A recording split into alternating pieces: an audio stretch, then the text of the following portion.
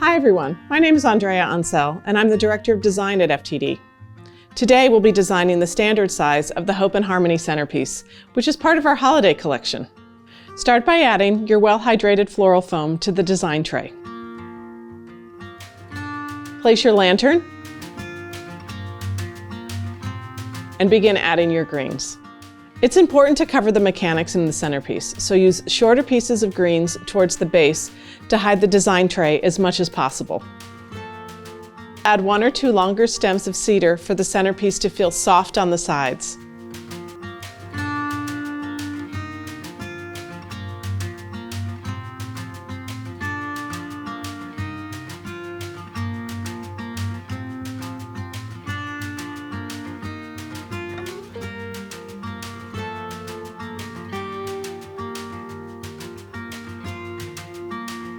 Once the cedar is in place, insert the Israeli ruscus on one side of the arrangement to add some height.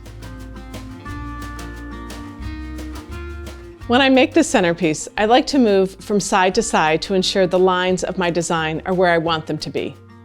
It is meant to feel loose, with all the red flowers on one side and all the white on the other. Now, add your white snapdragons. I leave these a little longer so they can cascade from the centerpiece. On the opposite side, you'll add the red Gerbera daisies.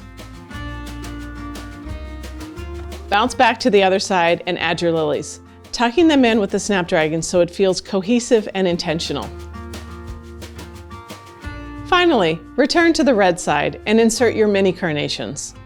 It's important to leave these a little longer so it feels loose, similar to what we did on the opposite side. Add the candle, and you're finished. An excellent centerpiece. Hope and Harmony will be ready for any special holiday celebration.